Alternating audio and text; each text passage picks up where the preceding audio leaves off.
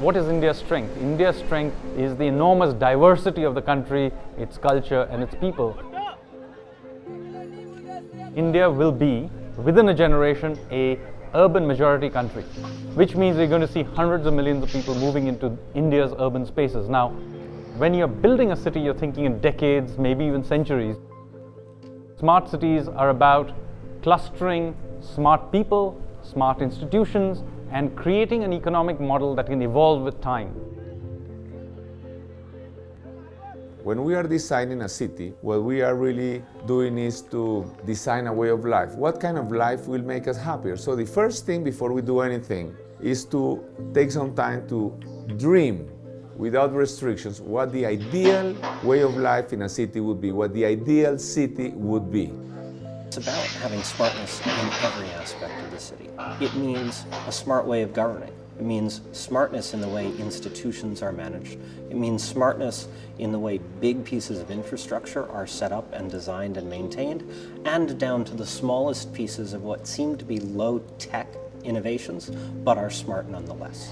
A smart city needs to be a system which grows in an intelligent way, is quite compact, it doesn't have sprawl in terms of economic development. Smart means something quite different. It means thinking that the way the city is going to grow is not going to waste resources in the future. Smart city is a city that makes sure that all its citizens have a good quality of life.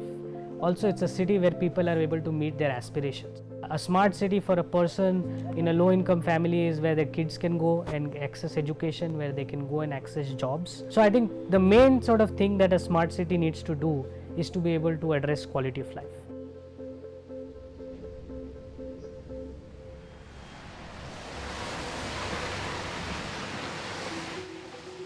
I had been obsessed with urban issues for a long time, and to me transport was very peculiar. As society gets richer, there are more cars, more traffic jams, and to me it was evident that we could not solve this with rail systems. They are extremely expensive to build and extremely expensive to operate. And then later I discovered the Curitiba model, and it was like magic. I said, this is amazing, this is the solution. So we took the Curitiba model and we made some improvements which improved greatly its capacity. What gives capacity and low cost to a mass transit system is speed. And in order to have speed, you need that people board the bus extremely quickly. When a bus arrives at a station, you can get 60 people into the bus and 60 people out of the bus in seconds. We not only made infrastructure for pedestrians, but we made infrastructure for bicycles, and we built about 300 kilometers of protected bicycle ways. And it was a little crazy because almost nobody used bicycles at that time to go to work. But we also wanted to not only facilitate people using bicycles to go to work. For a low-income person, this may represent a savings of a month and a half wages, but also because it creates equality.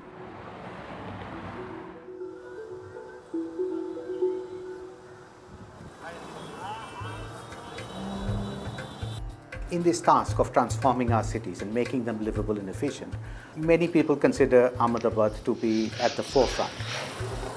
One of the earliest projects that Ahmedabad did was a street improvement project. This was in the early 90s when Ahmedabad improved one street to show how streets could be designed well. And the inspiration for this came from street design projects in the United States. In the case of the BRTS, the inspiration was clearly from Latin American cities. So we had the mayor of Bogota come here to Ahmedabad to explain how he had built a bus rapid transport system. The other project that has done really well is the Sabarmati Riverfront Development Project. This is a multi-dimensional project that does many things simultaneously. It cleaned up a very messy, polluted river. It provided the city with a public realm all along the edge of the city.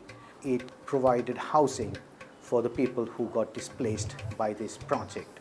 Most importantly, it's a project that is self-financing. It uses no money from the taxpayer.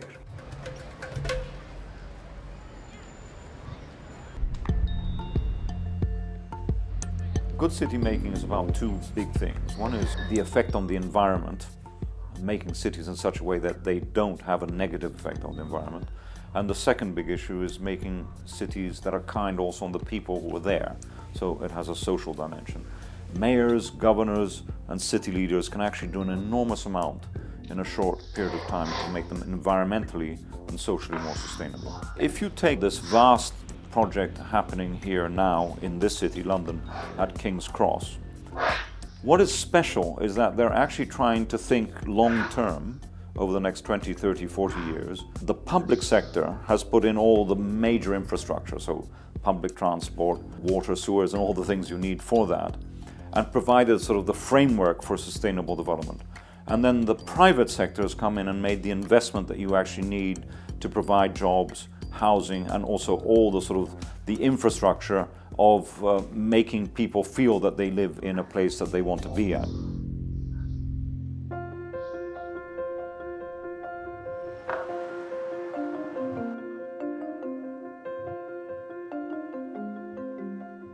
We've had a number of big initiatives that improved the city's smartness. One of them was Plan YC. We took a detailed look at what was going on in New York, what was going wrong in New York, and what the trends were over 20 years, and how, in a strategic way, we could affect those trends. New York City introduced more than 800,000 wireless water meters on every building around the city that has a connection to the water system. It sounds mundane, right? How you keep track of who's using how much water and how they're paying for it, but it's actually a very big deal. It lowers labor costs. People don't have to go onto your property to check how much water you've used.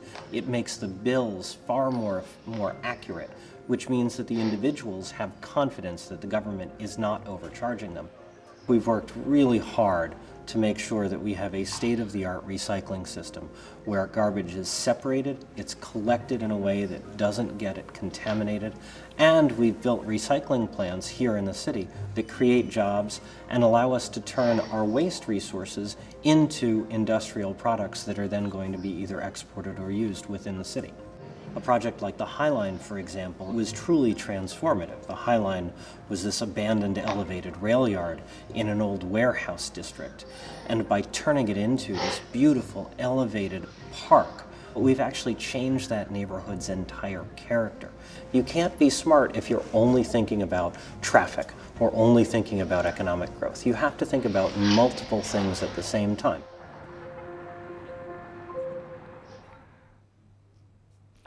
नमस्कार और Bloomberg फिलैंथ्रोपीज की तरफ से पहले innovation Friday में आपका स्वागत है. Welcome, my name is Parvati Menon. On behalf of Bloomberg Philanthropies, I'm happy to welcome you all to the first Innovation Friday session. It's really exciting to see that many people have joined in already. In fact, people started joining in about 15-20 minutes ago. Also exciting to see that questions are coming in, which makes it very easy for me to walk you through the tools that we have created for you in this very exciting new format. And I'm going to be your facilitator for today. I'm going to walk you through a little bit of how this format of learning and technology works. And a very exciting session has been planned, and a speaker who's joining us from Europe for today's session as well. मैं थोड़ा हिंदी और थोड़े English में बात करूंगी ताकि हमारे सब पार्टिसिपेंट्स जो हमें ज्वाइन कर रहे हैं अलग अलग इंडिया के पार्ट से they will be able to join us and also pose questions as we go through this. ये जो फॉर्मेट हमने क्रिएट किया है, आप देखेंगे कि आपका जो स्क्रीन है जहाँ पर आप मुझे देख पा रहे हैं, where you are able to see me. Below that, you will find 4 very interesting features that have been created as a part of the Innovation Friday experience.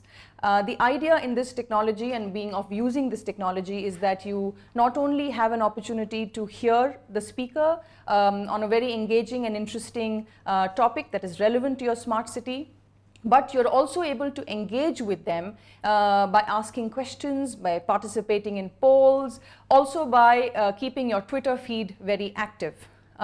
So जो नीचे 3-4 जो activities हमने आपके लिए create की हैं, सबसे पहला और सबसे इम्पॉर्टेंट उसमें एक्टिविटी है आस्क अ क्वेश्चन. आप उसमें अपना प्रश्न डाल सकते हैं. You can put your name and you can put in your question. The question feed comes to us as a series of questions that people are posing. We have a curator at our end who will look at the questions. A certain number of questions will be picked up at every session break point when we are taking in questions. And those questions we will pose to the speaker. We also have an option where you can add your phone number in your question. We will then be able to also call you back. We have a team that will work to first dial you out on the number. They will test if the line is clear, and then they will be able to connect us in so that you can then directly ask your question to our speaker. That's the ask a question. The next feature that is very interesting is a Twitter feed. You will find that the Twitter feed is actually linked to the hash Smart Cities Challenge, which is the hashtag that we are using on Twitter. If your team is tweeting as they are doing this entire process of learning, you will also see the Twitter feed pick that up. We have also created a poll. This poll is a quick method for us to be able to understand where you are, maybe get a sense of what you are taking away from these sessions, and an opportunity for us to gain some feedback and learning as well. When we are ready to ask a poll, I will give you a heads up. The section will also get highlighted. It will have a little boundary, maybe an orange color boundary around the poll. That is an opportunity for you to respond to a poll question. As soon as you submit your response, you will also see the pie chart or the graph that indicates what are people responding more towards, just as a feedback. That's the poll feature. Another very interesting feature that we've built into this tool, especially for the Innovation Fridays and for the leaders joining us from everywhere, is a download feature. You will see in the downloads that our speaker who's joining us today, his PowerPoint presentation is already made available as a downloadable link.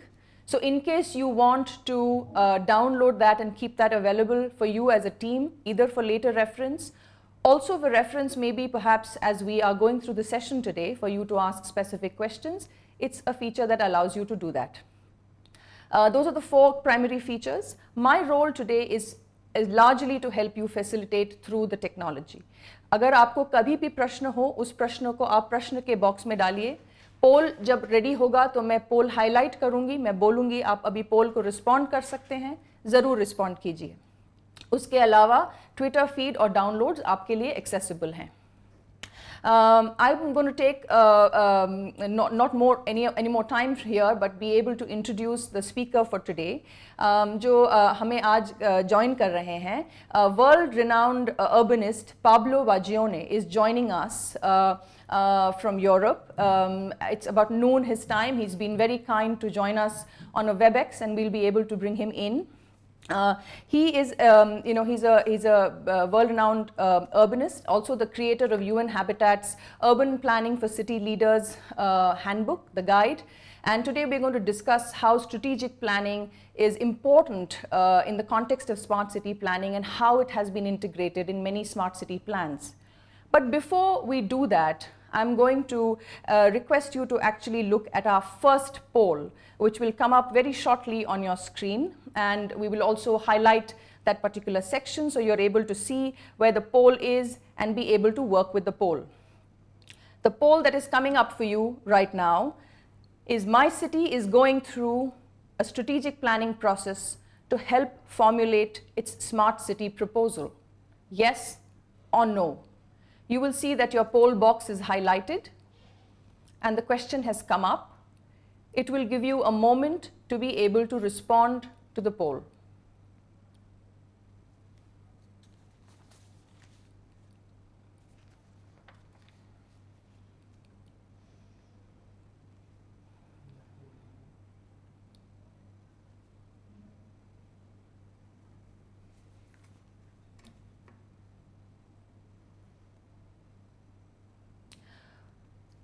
Thank you very much for your response. We will also be able to track what the overall response was at the end of everybody having submitted their responses to the poll question. It is my pleasure and deep privilege to be able to introduce and bring to this particular forum today Mr. Pablo Vaggione, who's joining us specially for a session through WebEx. Welcome, Pablo. Over to you.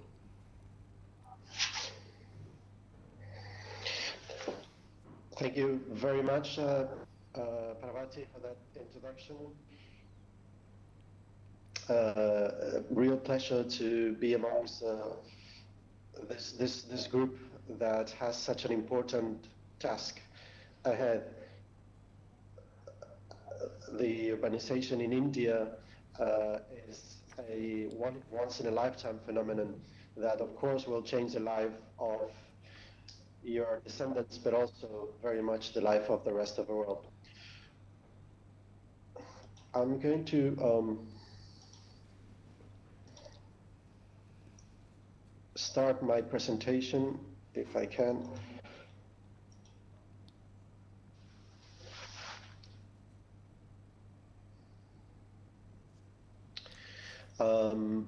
I'm going to be talking to you today about how can you use strategic spatial planning in defining the goals of your city. We have seen in the introduction video Mayor Peñalosa, the former mayor of Bogota, who had mentioned that it is really important for a city to dream, he said in his own words, meaning what is your vision, what is your direction, and strategic planning is precisely that. Let us go through the agenda of what we are going to talk about today.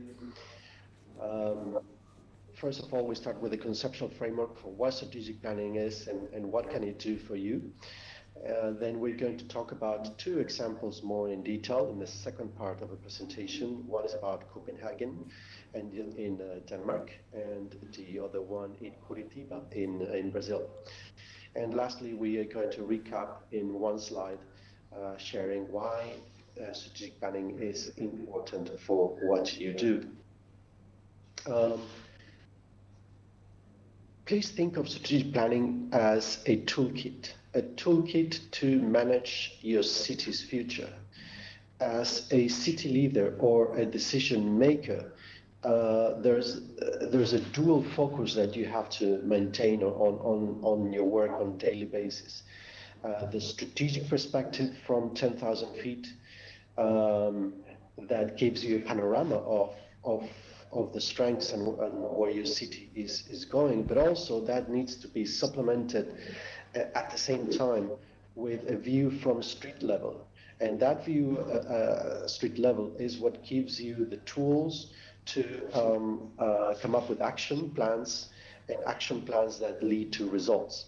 So what I'm trying to say here is that if you have a vision from 10,000 feet, but do not have a framework for action at the street level to produce tangible results, the vision from 10,000 feet is not really going to help you. And if you only have action plans or come up with projects at a street level, at a tangible level, you are missing a very important sense of a strategic direction that gives you that view from a helicopter that I'm referring to. What happens? Let's start with the worst case here. What happens if your city is not able to manage its own future? In that case, the planning profession, the planning system is largely irrelevant because it has been left behind, bypassed by the speed of urbanization. That usually results in quality of life being compromised, urban value not being captured, resources like land, energy, and water overconsumed, and all in all, the competitiveness of your city is a challenge. In many cases, city leaders, mayors, governors, of course, they try to minimize this shortcomings or externalities. But if you are not planning strategically ahead of you, you will be in reactive mode.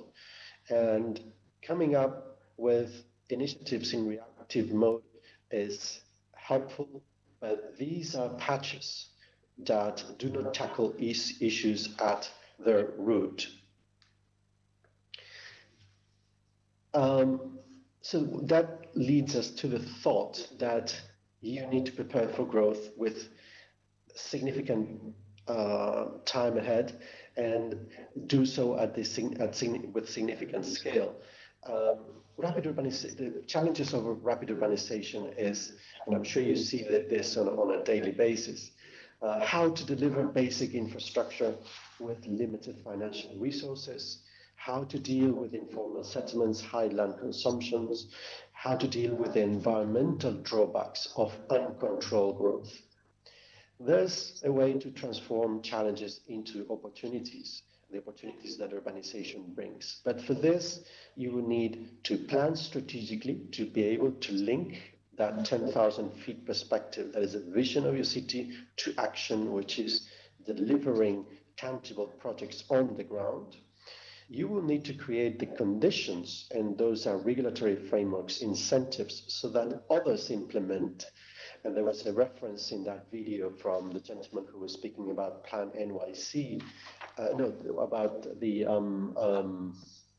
project in London, in which the government created a framework, and then it was the private sector who came in with investment to deliver buildings, commercial buildings, residential buildings. And lastly, as a local leader, your city will need to demonstrate ability to enforce the plan. And there's a good way of showing that ability, which is by doing pilot projects that are linked to that vision. Right now, your city possibly looks like this. Thousands, hundreds of other cities in your country, in your region, in the whole world, trying to find a space, trying to find why they are different. They do things in a special way than others. So that sense of direction is coming up with a visioning exercise. And these are some of the questions that your city should be asking itself when coming to this vision exercise. Where are you now? What do you want to be in 20, 30 years? What makes your city special? How to make the most out of attributes. Every city has an attribute or more than one, and you need to make the most out of it. And the other side is how to minimize your weaknesses. What external conditions that we cannot control may influence our path to our desired state? What is the spatial strategy that will lead us to that desired direction? How much will it cost to implement and maintain, importantly? I cannot stress enough that it's not only about costing how much it is to build something, but to maintain it operative over the years. Who does what? This is extremely important to have a clear set of roles of all the stakeholders rowing together towards the same direction. But you need to know who is contributing with what into this journey, and of course, what adjustments you need to do to stay on track or to stay ahead of your competition. If I could give you 10 practical steps on how to take vision to implementation, this would be engage, lead, and facilitate a visioning process in which a broad range of stakeholders are part of.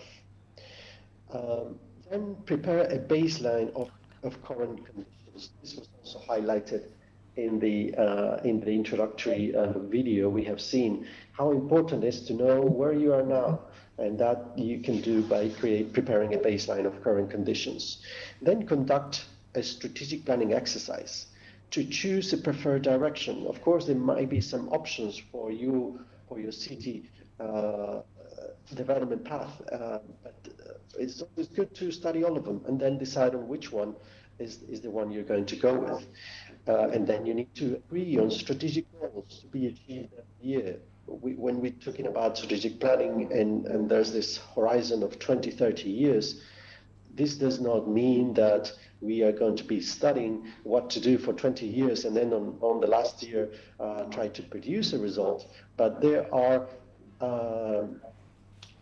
steps and phases and strategic goals that need to be achieved every year, as much as we do steps and one step after the other take us to where we want to go. And develop indicators by which performance is to be measured, develop binding plans to materialize the vision, allocate resources through multi-annual budget, create conditions, again, regulatory and other conditions for implementability, and generate traction through pilot projects. One thought that I wanted to share, very important, planning is not an end in itself, is a means to a better city development. A plan that stays on the shelf, a plan that is not executed, is a waste of public resources. It signals inability to implement, it hampers credibility of the city administration, and it may damage its reputation. So very important, when we do planning, let's think of how to implement it from day one. Because planning is very much linked to bankability. Bankability means the ability of your city to mobilize resources. Cities need to be investable. You have to have a credible roadmap with vision, with action plan, and both of those with civic support. It's very important to be, for cities to be investable, transparency, and enabling business climate. Then plans need to deliver quality of life at the right price point. This means that of course, we can all dream that a city is a perfect place, but how much is that going to cost, and can we afford that? Jobs, services, open space, civic amenities are all part of planning, and importantly, as I say, cost of implementing the plan, what are the phases, what opportunities there are there for partnerships. In the end, a good plan can help reduce investment risk.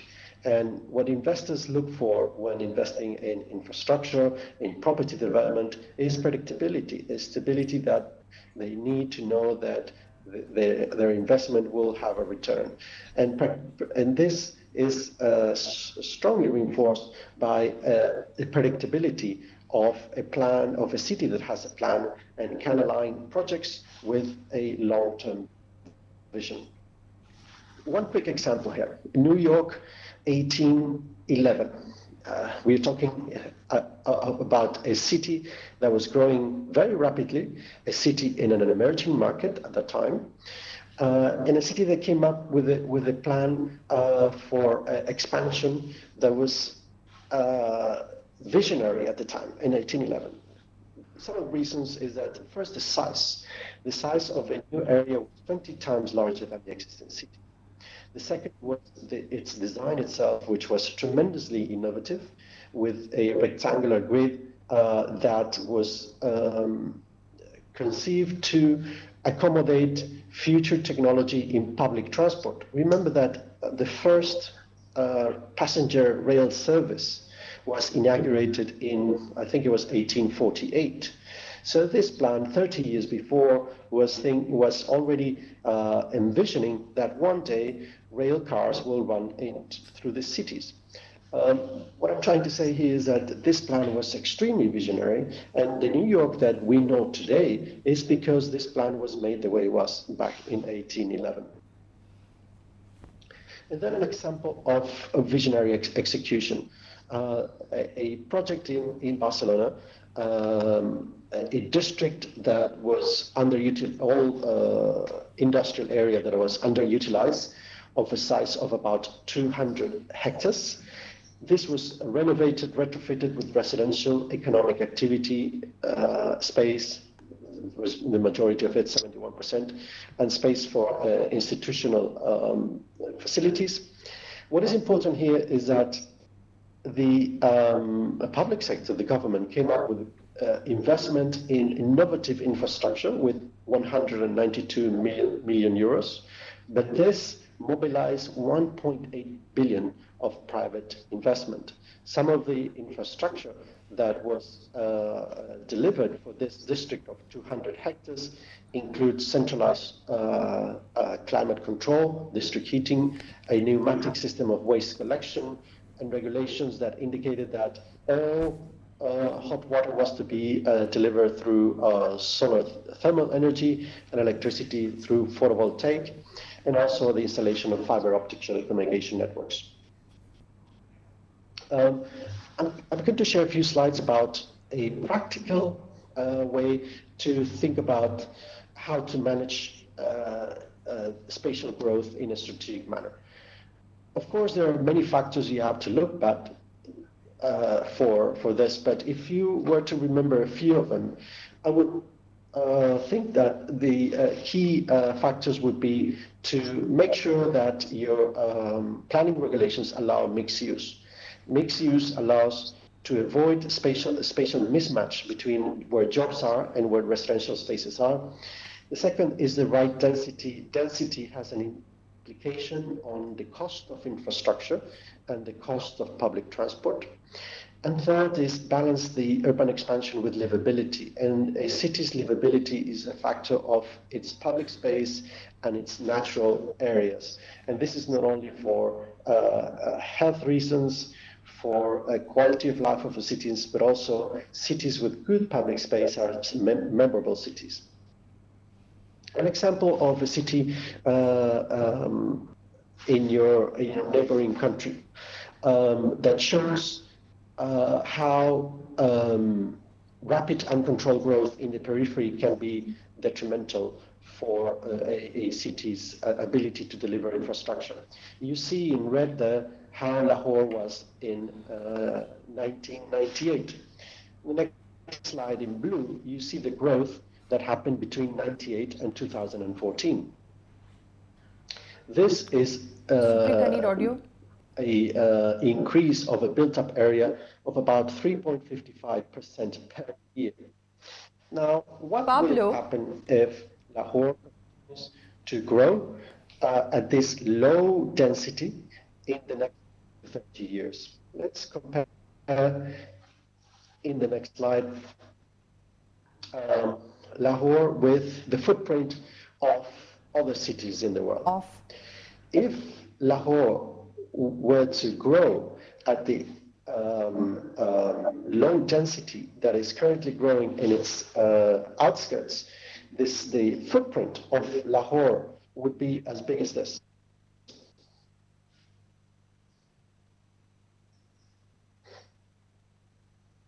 This is an illustrative simulation of Lahore footprint in 2030 at the current peri-urban density. What this means is that if your city grows at very low density, its footprint will be so big that it will be very difficult or very expensive to manage.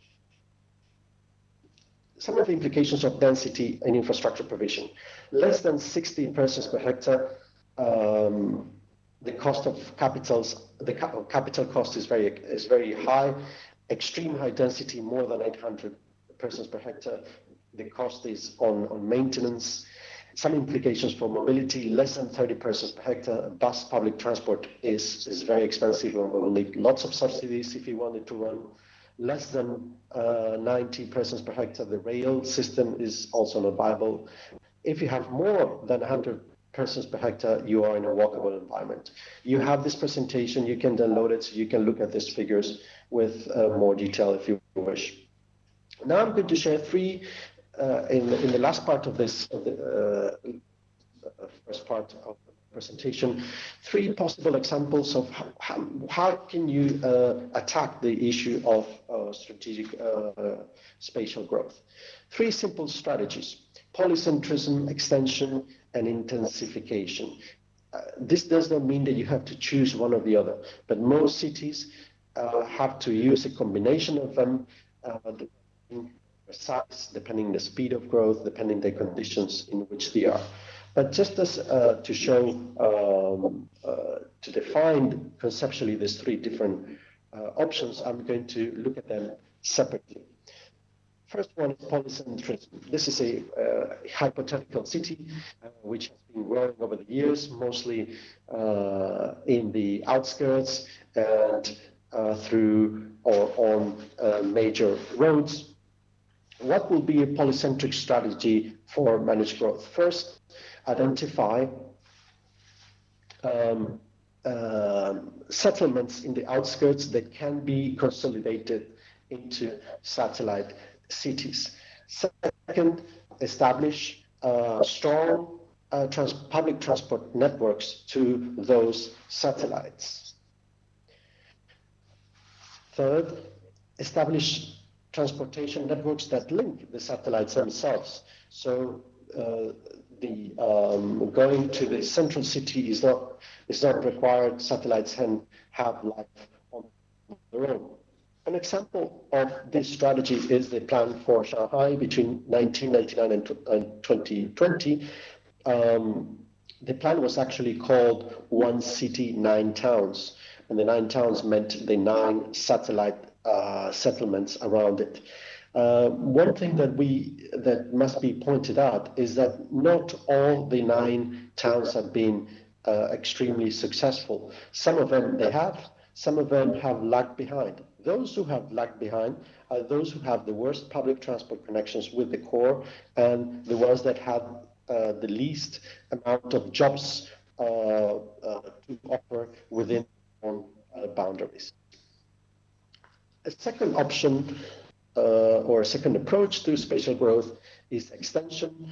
Again, we have our hypothetical city, and you can calculate what are the land needs for the next 20 to 30 years, and then lay out a grid of streets. This does not mean that you have actually to build all the streets, but at least make a clear demarcation of where the rights of way will go, and then develop according to demand in phases. Phase 1, phase 2, and phase 3. An example for this was Barcelona, the plan of 1859, that also was significantly larger than the existing city. Of course, a plan to implement its political continuity to be materialized over the long term, and needs a strong understanding of how the land markets work to identify which development stages are the ones that are more likely to generate investment. A third option is intensification. This works by setting up a growth boundary which demarcates administratively where growth is going to happen, and allow growth within that boundary only, and of course designate reserve areas for when those areas within the boundary are dense enough to continue to expand. This is an approach used by cities that have slow population growth or areas that have low population growth, and where preserving the local character is the main driver. Of course, it maximizes the existing investment in infrastructure, and these cities act as service centers to rural productivity areas. An example is metropolitan Portland in the US, and you can see in the image below where a boundary between what is urbanized and what is not urbanized and is clearly demarcated. But of course, this requires significant enforcement and compliance with the plan.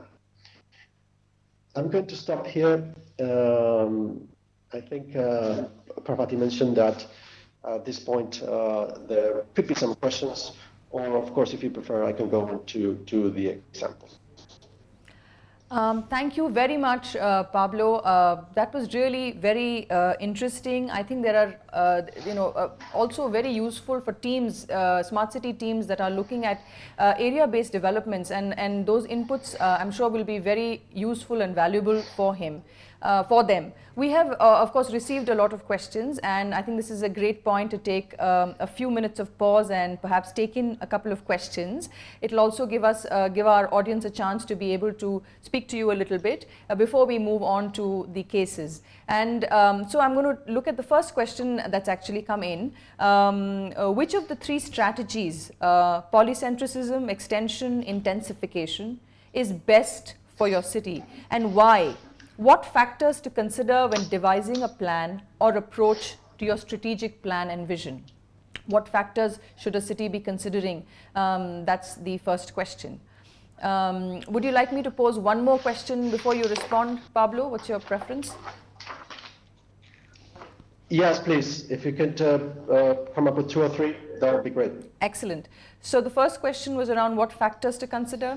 The second question that's come up is, in our city, it's difficult to assess data because it doesn't exist in a way that's usable. How do we go about finding the right information and making planning decisions when data is limited? That's the second question.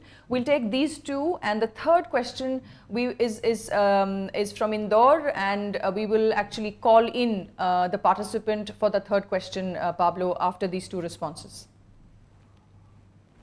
Okay. Over to you. Yeah, thanks. In the case of the factors to consider, which one of the spatial strategies is good for my city? First of all, I wanted to highlight that it's not one or the other. You might find cities that are doing the three strategies at the same time, because there are parts of their city that require one strategy and parts of a city that require another strategy. But in any case, factors in which you need to consider is the speed of the population growth. There's some strategies that are served better for faster growth than others. Second is the overall population size and area size of your city. Then its ability to implement a multi-annual budget, and the track record of implementability. Of course, there are some of these strategies that require, how can I say, more enforceability than others. So that will be factors to consider: speed of growth, population size, ability to implement in terms of financial resources, ability to mobilize financial resources. The second question is a very relevant question as well. What to do if I do not have data? And we are finding this in many cities that I have the chance to work all over the world, that you turn up to produce a plan, and basically nothing has been measured for years. You don't know how many people use cars, how many people use bicycles or bus to go to work. You don't know the value of land, how that has been transformed over the years, how land prices have increased. So basically, what this does is make city leaders feel like you're flying blind. Basically, you have no dashboard, no set of indicators to understand or to assess if it's better to go north or to go south. But having said that, having understood how difficult it is to come up with data, there are creative ways in which you can start to mobilize your community to measure things, to instill a sense of metrics are important. You can mobilize your local university, you can mobilize grassroots organization to understand issues in transport, to understand issues in access to water or to other services, one of the things that modern technology has brought to us is the ability to rely on citizens to provide their own data. I mean, with the widespread use of phones, of mobile phones, smartphones or not smartphones, that transforms every citizen into a possible source of data. So again, the conclusion be it's absolutely indispensable to have a baseline of data. If your city has not been able to do that up to this moment, there's a significant opportunity that the current leadership for the city starts with this process, starts with saying, okay, what we have now is a baseline, and let's see what the trends can be. And there are many creative ways using modern technology and using the civil society, universities, focus groups, NGOs to help you provide the basis of that baseline of data. Thank you very much, Pablo. That was really helping to build on top of the topic, and I think the factors that you enumerated and sort of reiterated are very critical. You know, we were hoping to have you at the Ideas Camp, but I think through the Innovation Fridays, being able to have this deep conversation with you is enriching, and I'm sure that participants who've logged in will be feeling the same. Just to share with you that we have about a little bit more than 125 individual logins from different parts of the country, and in many places people have logged in and multiple people are sitting together. In Trichy, for example, we understand there are more than, I think, about close to about 50 people sitting together. Kankinad, about 20 people. Great to see that groups have come together for this learning. We have one more question lined up for this section before we move into the case studies, and that is the Commissioner of Indore. We would like to bring him on the phone line, and I think he's live now. Hi, I hope you're able to hear me.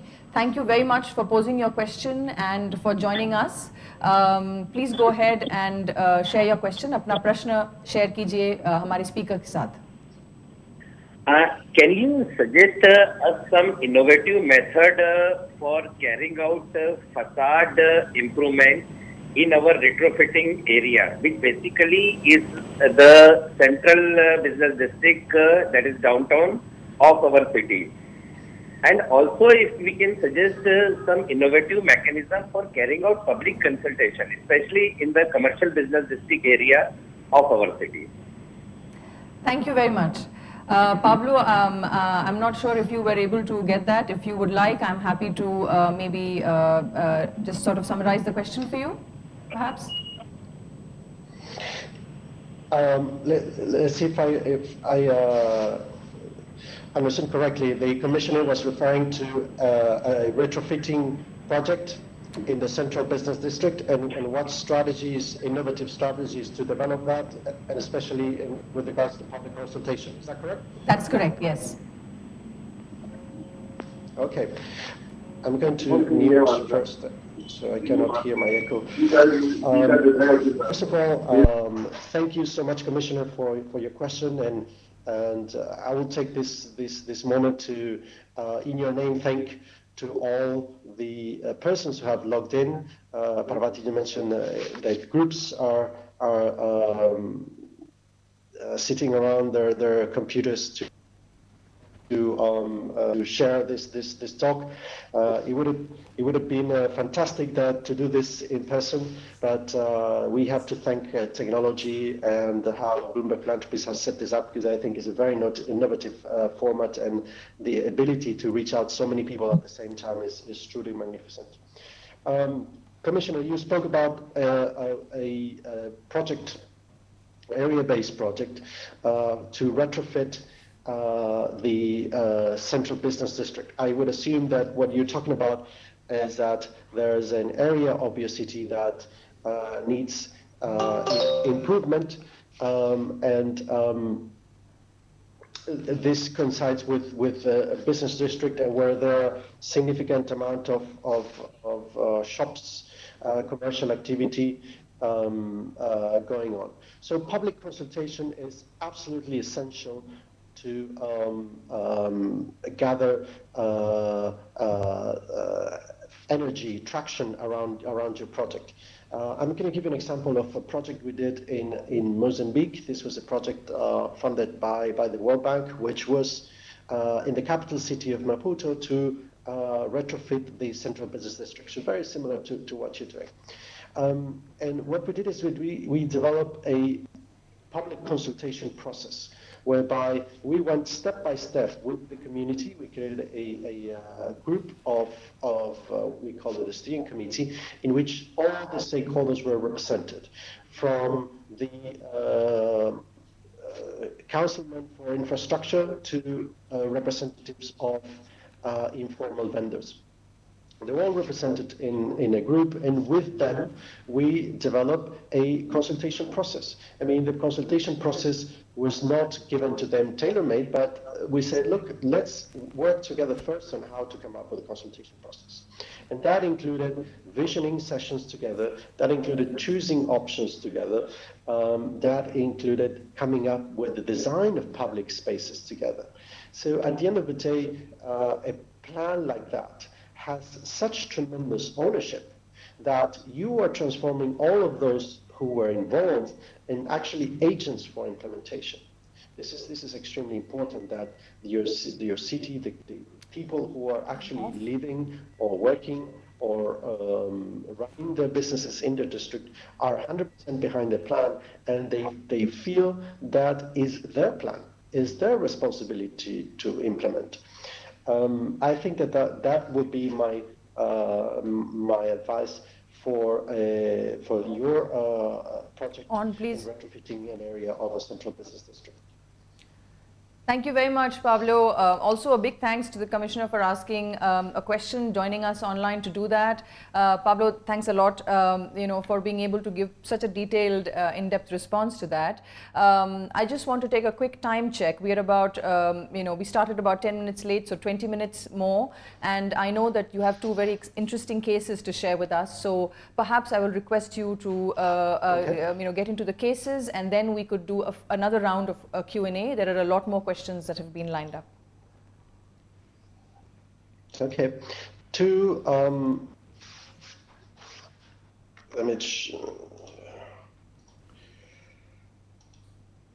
examples that hopefully illustrate what we have been discussed.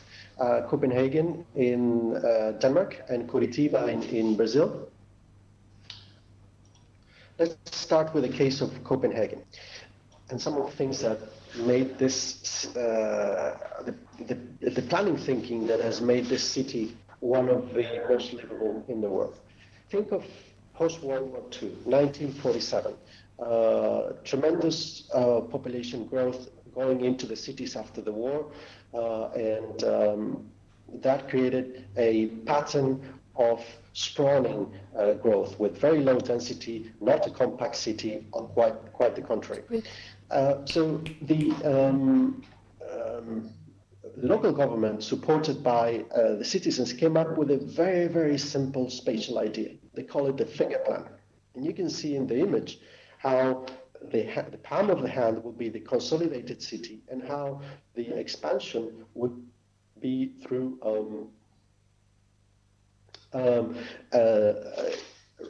axis in which most of the population would live. What is important about this such simple form? It was a vision that was created through a participatory process, and it was a vision, a spatial vision that was very easily communicated to both politicians and citizens. So it's very easy to remember how is our city growing. Our city is growing through our finger plan. What is important also that it linked transport and land use planning at metropolitan scale, and it was consistently implemented over decades. We're talking that the 1947 plan was recognizable in the 2007 and 2013 finger plan. The next slide shows us the plan 60 years later, and you can still recognize the axis of development where transport lines go. This is the precursor to transit-oriented development that is some of the ideas behind a smart city. And in this rail corridors towards the villages in the periphery reveal wedges with green areas, with natural landscape in between those fingers. There's communities that were planned for around 10,000 inhabitants, around shops, schools built around stations, and this system has been largely successful in absorbing population increase. And let's look at the finger plan, how it was conceived in 1947, and how Copenhagen is today. You have the palm with the central city, still the largest, and then you have communities that have grown over the axis, over the fingers. Those are axes with public transport, rail in this case, and you see how natural areas are in between the fingers. So conclusion for this, very, very simple ideas that have a strong public ownership are very helpful to implement spatial strategies. Then Curitiba in Brazil, a city that has gone through significant rural migration pressures. The population doubled in the 10 years between the 50s and 60s, and then doubled again in the 1970s due to industrialization. Again, sprawling development in the periphery, and the lack of a systematized, of an organized mass transport system made commutes very expensive and very long. The 1966 master plan of Curitiba, and you're starting to get an idea of yes, strategic planning takes a long time to materialize, but at one point this new city needs to start, and this is an excellent moment to do so when India is undergoing this tremendous urbanization trend. So what Curitiba came up with in this case is that along the transport corridor, and you can see in this red line here, the master plan was able to transform spontaneous growth that was going into any direction, into planned growth through distinct axes. Where commercial and residential development would be allocated. The municipality was able to acquire land and reserve right-of-ways and came up with a system of parallel roads and block apart and central lanes for public transport.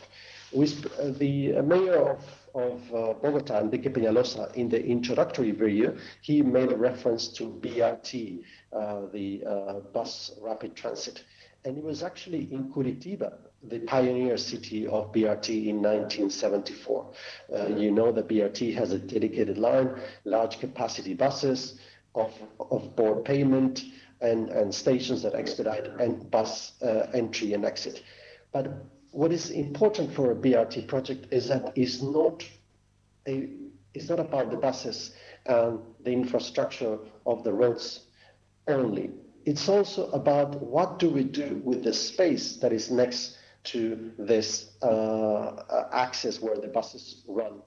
And in the case of Curitiba, what they did is they increased the floor area ratio, which is called FAR.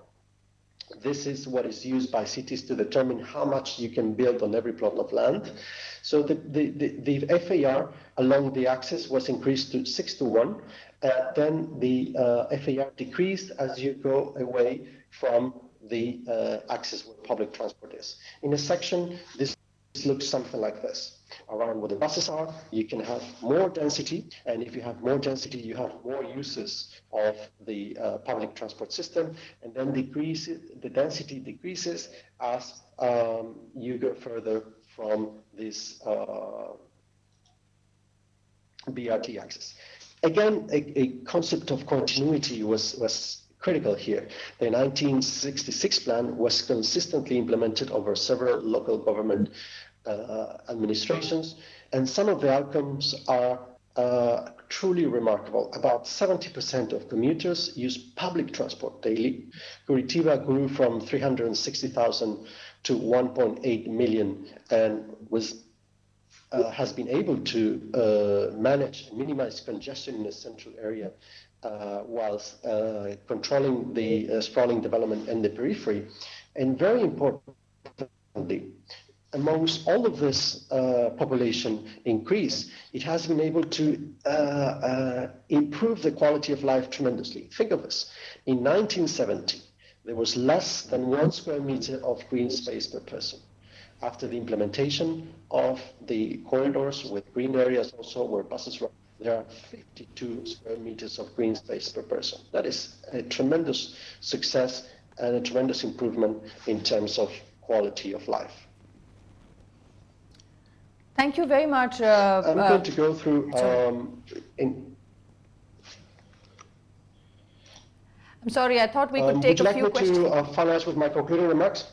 Well, no, I thought we could take a quick pause, Pablo, because there are a few questions that are coming up, and perhaps we could take a few of questions, and then in your concluding remarks, it would be great if you could, of course, summarize for us some of the key learnings and also reiterate those along with the kind of questions that have come in, if that's okay with you. Sure. So I'm going to, you know that the lines are very active in terms of questions. I'm actually going to take a question that has been tweeted into the session. The Faridabad team is tweeting, and the question that they are asking, which is very interesting, is will the formation of smart cities and the development of these smart cities cause property prices to rise unnaturally in adjoining areas? It's a huge challenge as cities grow and the urban areas grow. Your quick thoughts on that?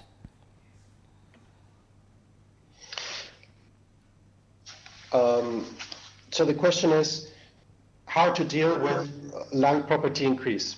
Yes. Land property in smart cities, yeah.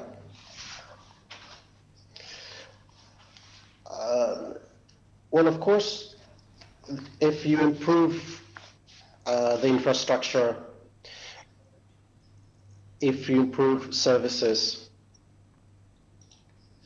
the value of land in a market situation that will increase. What cities can do is control or rather create the conditions whereby some of this additional value that has been created by the infrastructure, by public investment, is recaptured back to the city. And with that, the city has additional funds to invest in infrastructure in areas where it was lagging behind in terms of access to services, in terms of access to infrastructure. But also through planning in advance, you as a city leader or as a technical decision maker in your city can be able to pre-assign areas where land can be more affordable and where land can be, of course, in that case, allocated to affordable housing. And this is all a trade-off with the market. Example, especially in Latin American countries, where areas designated for affordable housing provide bonuses for developers to develop market housing elsewhere.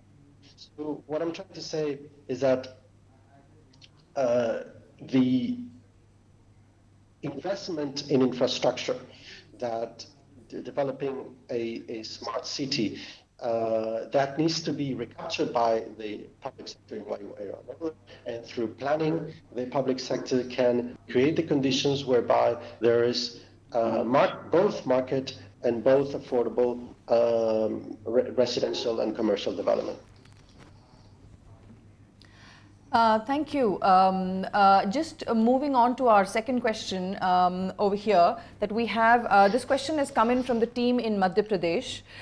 What spatial strategy would work better for cities in the state of Madhya Pradesh, one of the large central states in India?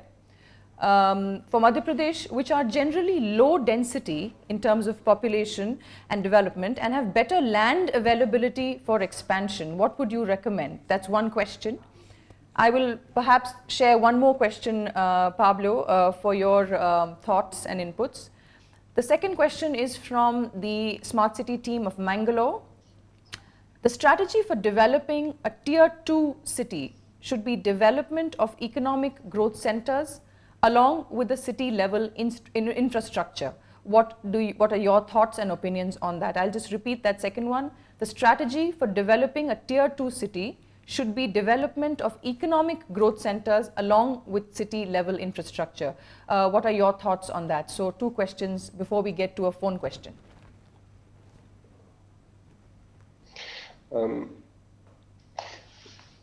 Thank you very much. I have to put a big disclaimer here first, because my understanding of the particular conditions of your cities in India are not to the depth that I want them to be to come up with intelligent comments. So I'm going to provide more general answers in hope that you can find some sort of a reflection to your particular case. I'm going to start with the second one, which is mentioned economic growth and city level infrastructure. One of the key failures of planning, if I can speak this way, is that spatial planning has been separated from economic development planning in many occasions. And in that case, you see a territorial strategy going in one direction and an economic development strategy going in a different direction.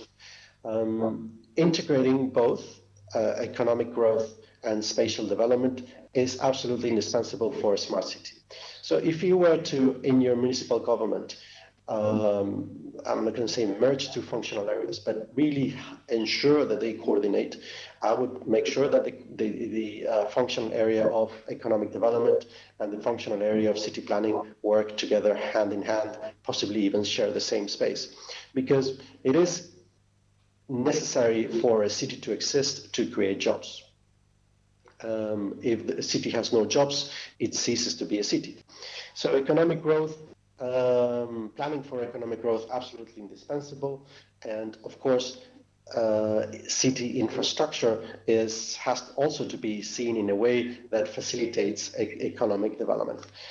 So that they're all very, very much tied up. And for the case of this city that has this concern, my recommendation would be try to think of economic development and spatial planning as one indivisible discipline.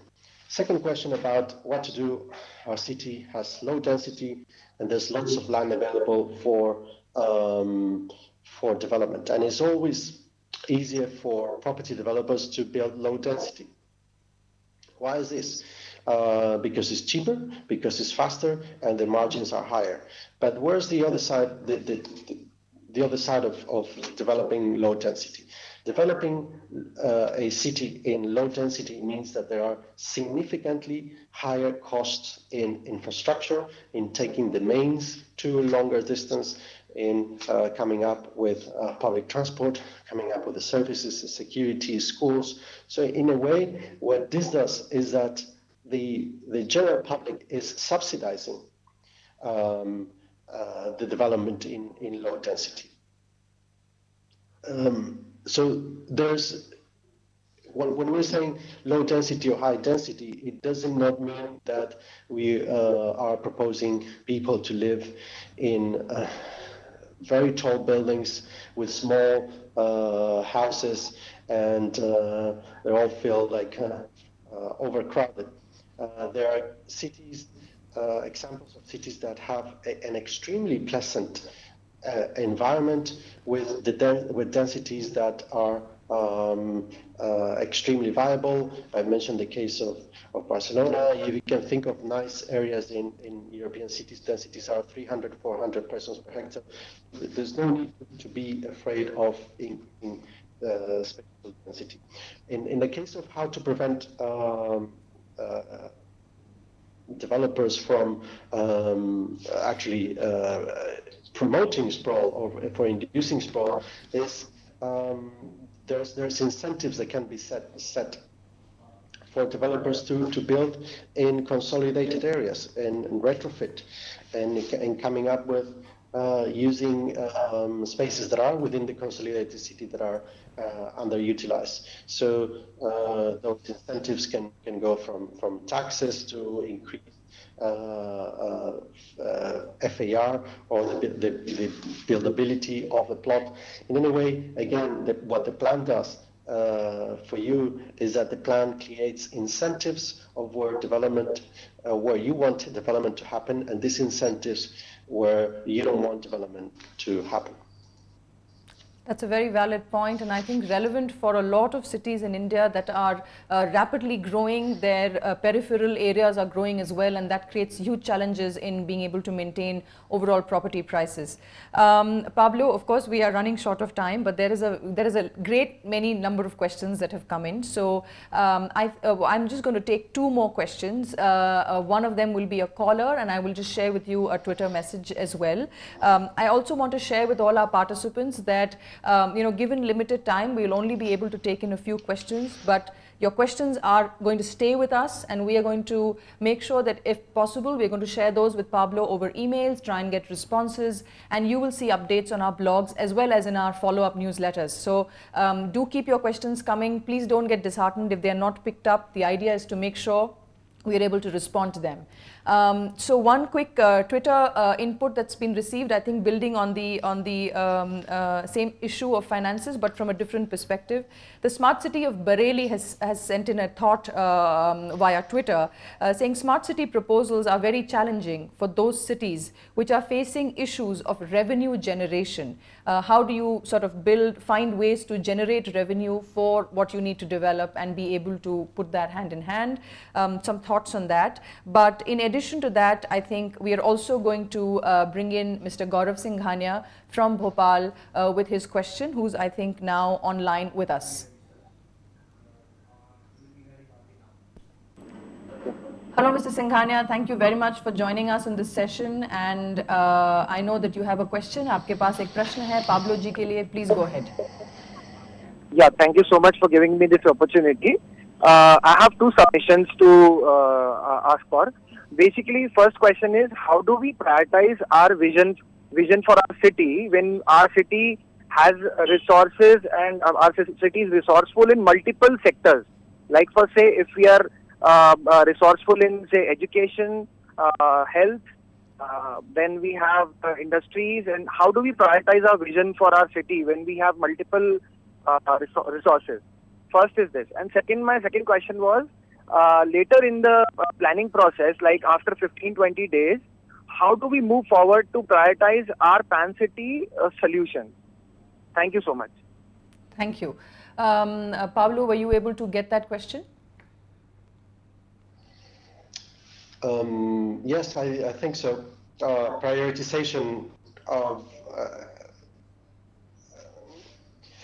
and how to bring together a different range of stakeholders. Of course, this is an extremely relevant question because, as you mentioned, there are a number of different agendas that the city has. The city has to provide education, the city has to provide health, the city has to provide public space, a number of things that the city needs to provide for to be a city, to be a smart city.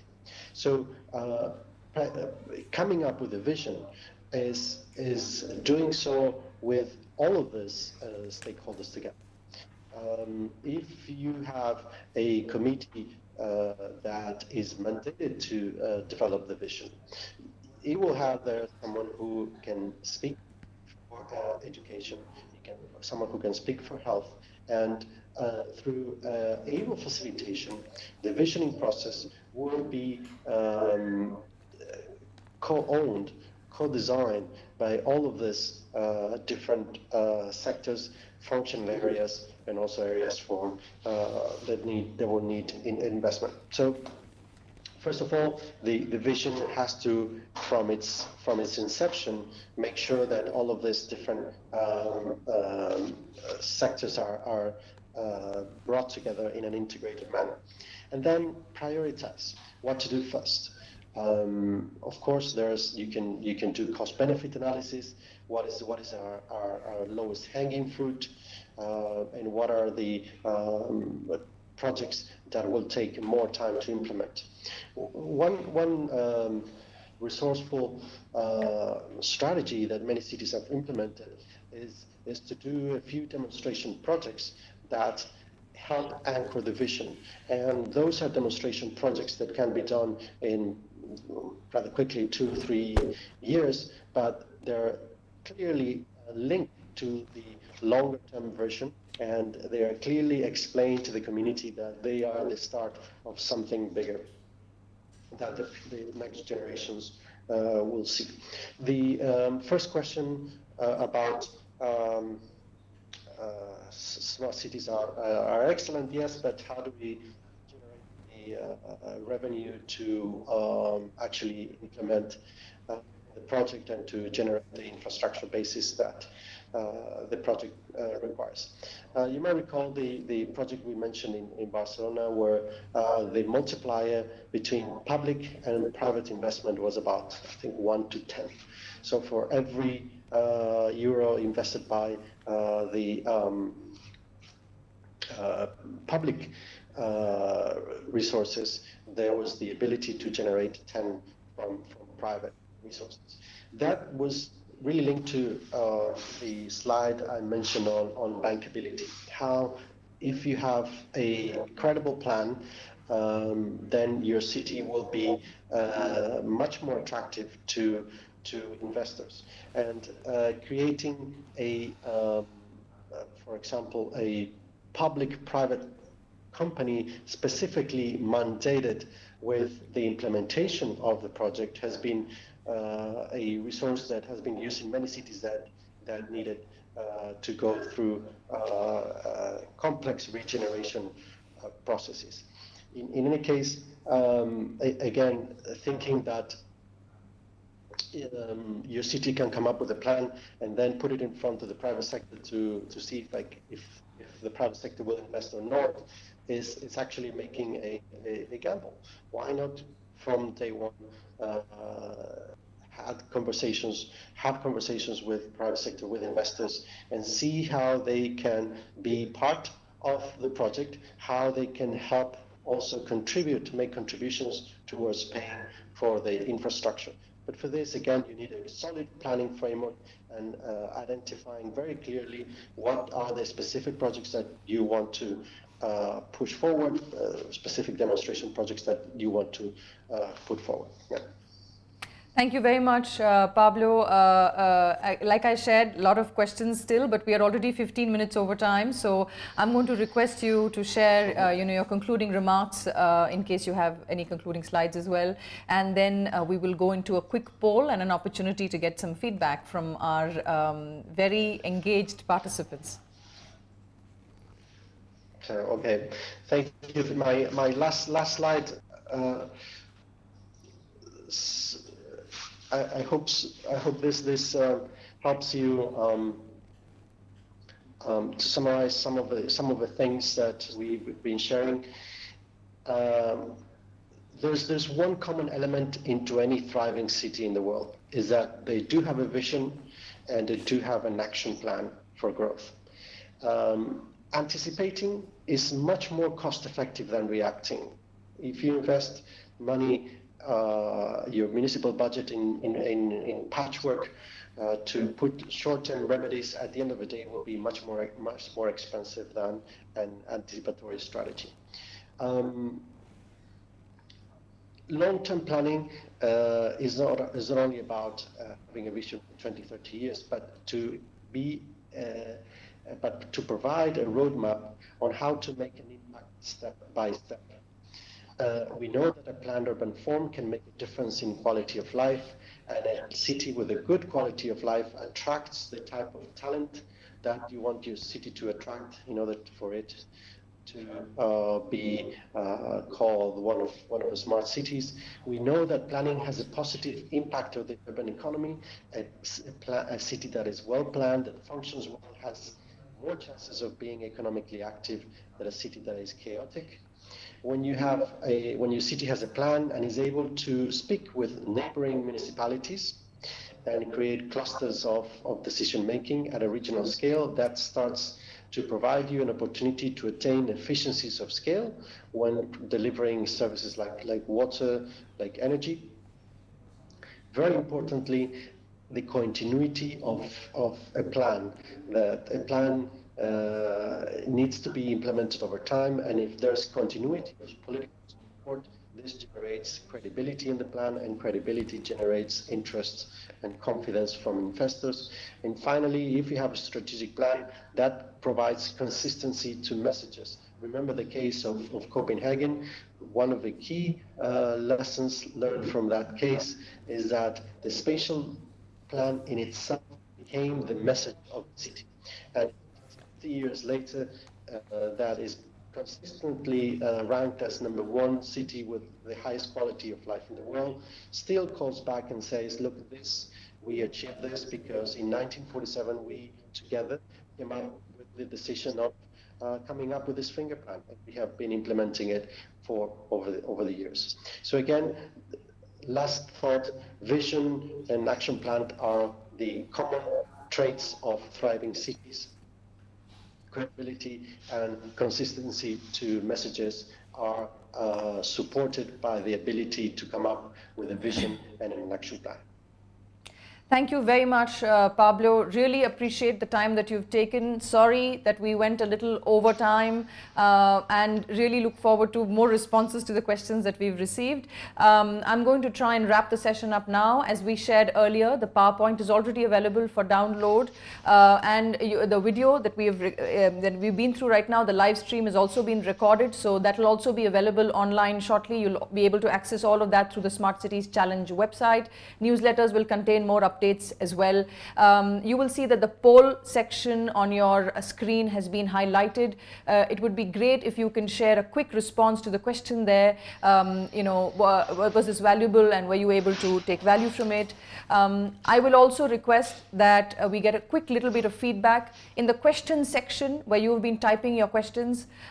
Give us one key takeaway or learning that you believe yourself, or if you're sitting with a group of people, your team has taken away today. Just leave a few words for us there in terms of one key takeaway that's been important and relevant for you today, that will help you and that you think you can implement in your smart city proposal.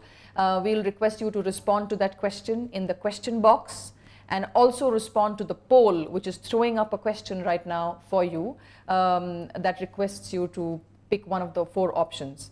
While our city teams are implementing or working on the poll and the question, I would like to once again thank Mr. Pablo Vaggione for joining us and for giving us such an enriched and engaged session. Thank you very much, and we look forward to engaging again soon. Thank you, Pablo. My pleasure. Thank you very much. Thank you. Thank you very much. For the cities who have now been able to respond to the poll, please note that this is, like we had shared also at the Ideas Camp. The Ideas Camp was the beginning of the learning process. Today has been the first of the several Innovation Fridays and Practitioner Connects that have been designed specifically for all the teams, consultants that are all working together on their smart city proposals. The next session is scheduled on the 6th of November, which is next week, Friday, and we look forward to meeting you again then. अगले हफ्ते Friday 6 नवंबर को हम फिर मिलेंगे. इसी तरीके का एक प्रोग्राम होगा जिसमें हमारे कुछ स्पीकर्स आएंगे. कौन है वो स्पीकर्स, उसके बारे में चर्चा होगी आपके न्यूज़लेटर में, तो न्यूज़लेटर देखना ना भूलिएगा. Don't forget to watch out for the newsletter which will give you an information on who the speaker for next week will be. इस बार 128 logins हुए और बहुत शहरों में बहुत लोग साथ में बैठे. Many people sat together in many of these login points, and we hope to see more and more team members join in from your end and from each city. Thank you very much. We really hope that you've put in a poll input as well as given us a little feedback on what is the one key item you've taken away that you can implement in your smart city proposal in the question section. Thank you from all of us and the team at Bloomberg Philanthropies on behalf of the MOUD. Thank you for joining us today, and we look forward to seeing you next week on the 6th.